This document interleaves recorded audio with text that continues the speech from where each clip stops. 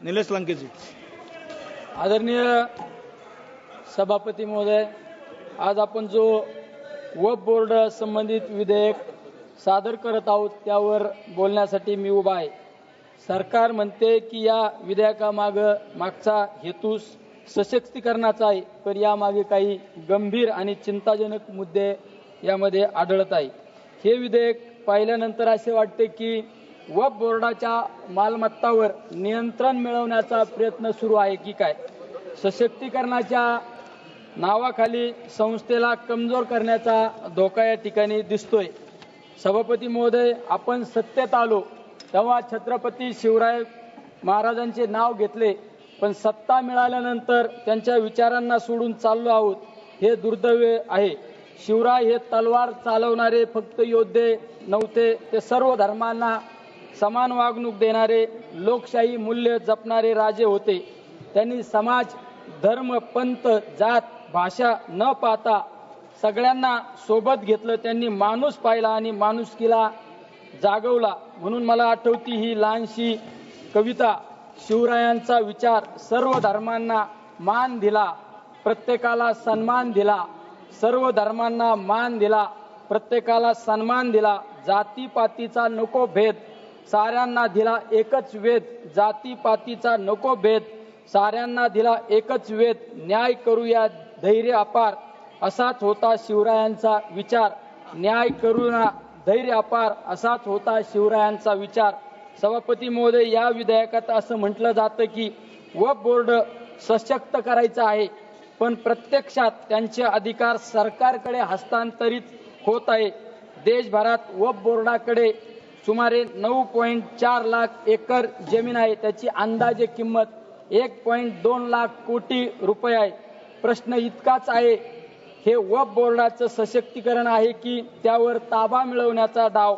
अध्यक्ष महोदय, मी या निमित्ताने काही ठोस मुद्दे आपणासमोर मांडत आहोत। वक्फ बोर्डाचे अधिकार कमी न करता योग्य बदल करून त्यामध्ये सुसूत्रता आणण्याचा प्रयत्न करावे।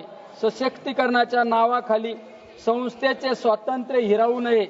संबंधित अल्पसंख्याक समाजाच्या भावना लक्षात घेता त्या समाजाचे प्रतिनिधित्व त्या बोर्डामध्ये पुरेशा संख्येने असावेत। हे लक्षात घ्या की मुस्लिम, पारसी, ख्रिश्चन, शीख, जैन, नवबौद्ध हे अल्पसंख्याक समाज केवळ सांस्कृतिक नव्हे तर राष्ट्रीय उभारणीचे भागीदार आहेत। सायरस पुनावाला पारसी समाजाचे ज्यावेळेस कोविडची महामारी आली त्यावेळेस त्यांनी कोविडची लस बनवून हजारो लोकांचे जीव वाचवण्याचा प्रयत्न केला। त्याचबरोबरीने रतन टाटा, जी.आर. टाटा हे पारसी समाजाचे होते। सर्वाधिक CSRच्या माध्यमातून सामाजिक उपक्रम करण्याचं काम या परिवाराने केलं। त्याचबरोबरीने अब्दुल कलाम एक शास्त्रज्ञ आणि देशाचे राष्ट्रपती म्हणून आदर्श काम करणारे व्यक्तिमत्व मुस्लिम समाजाचे होते। अजीम प्रेमजी, विप्रो अब्दुल कलाम हे आणि देशाचे राष्ट्रपती म्हणून आदर्श काम करणारे व्यक्तिमत्व मुस्लिम समाजाचे होते। अजीम प्रेमजी विप्रो कंपनीचे मालक आणि त्यांनी सर्वाधिक CSR सामाजिक कामासाठी खर्च केलेला आहे। त्याचबरोबरीने मदर टेरेसा ख्रिश्चन समाजाच्या कुष्ठरोग्यांसाठी आपलं जीवनाचं शेवटच्या क्षणापर्यंत कुष्ठरोग्यांची सेवा करण्याचं काम आमच्या मदर टेरेसांनी केलं, त्या एका ख्रिश्चन समाजाच्या। शहीद भगतसिंग शीख समाजाचे, देशासाठी हसत हसत बलिदान देणारे आमचे भगतसिंग। आचार्य आनंद ऋषीजी महाराज यांच्या नावाने आमच्या जैन समाजाने आनंद ऋषीजी हॉस्पिटलच्या माध्यमातून अनेकांना जीवनदान देण्याचं काम त्या ठिकाणी केलं जात असतं। वक्फ बोर्डाच्या अध्यक्षाची पूर्वी लोकशाही पद्धतीने निवड होत होती, आता सरकार थेट नेमणूक करणार आहे। ही बाब संविधानाच्या विरोधात आहे। अध्यक्ष महोदय, वक्फ बोर्डावरील निर्णय आधी बोर्ड घेत असे, आता तो निर्णय एक सरकारी अधिकारी घेणार, याचा अर्थ सरकारचा हस्तक्षेप यामुळे वाढेल। जर वक्फ बोर्डवर 12 वर्षे अतिक्रमण झाले आणि वक्फ बोर्डाने काही कारवाई केली नाही तर ती प्रॉपर्टी अतिक्रमण करणाऱ्याची होणार। ही तरतूद म्हणजे अतिक्रमण करणाऱ्याला कवचच एका बाजूने देत आहोत आपण। अध्यक्ष महोदय, आर्थिक व्यवहारावर पूर्वी राज्य सरकारचे ऑडिट होत असे, आता ते अधिकार कॅगकडे देऊन थेट त्रास देण्याचा धोका निर्माण होत आहे। यामध्ये अध्यक्ष महोदय, हाजी अली ट्रस्ट किंवा बिहारमधील बोधगया ट्रस्ट अशा संस्थांवरही हस्तक्षेप झालाय। उद्या हेच इतर समाजाच्या संस्थांसोबतही घडू शकते। अध्यक्ष महोदय, सभापती महोदय, आपले संविधान धर्मनिरपेक्ष आहे। संविधानातील हे मूल्य फक्त पुस्तकापुरतं न ठेवता कृतीत उतरवणे आवश्यक आहे। जर आज वक्फ बोर्डाच्या संस्थांवर सरकारचा ताबा असेल तर उद्या इतर समाजाच्या संस्थांवरही तेच होईल। ही लोकशाहीला छेद देणारी प्रक्रिया आहे। भारत ही विविधतेत एकता जपणारी संस्कृती आहे। मंदिरात घंटा आणि मस्जिदेत अजान एकाच शेजारी ऐकायला मिळते। हेच भारत आहे आणि हेच आपल्याला जपायचे आहे। आज जर आपण गप्प बसलो तर उद्या एक एक संस्था, एक एक आवाज, एक एक विचार संस्थात्मक मार्गाने संपवले जातील। अध्यक्ष महोदय, एका कवीच्या ओळी मी आपणासमोर मांडतो। स्वतःसाठी नको सर्वांसाठी लढा, हा विचार आहे शिवरायांचा धडा। स्वतःसाठी नको सर्वांसाठी लढा, हा विचार आहे शिवरायांचा धडा।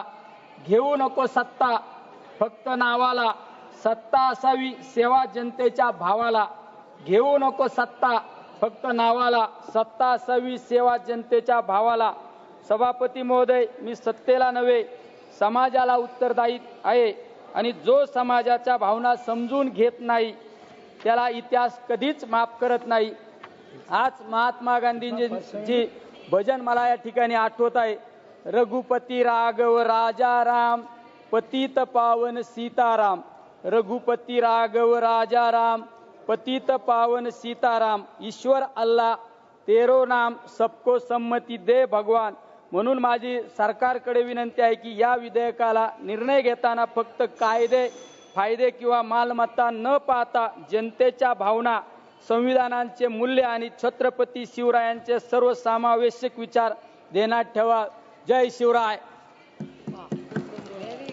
माननीय सदस्य, आपने छत्रपति शिवाजी के बारे में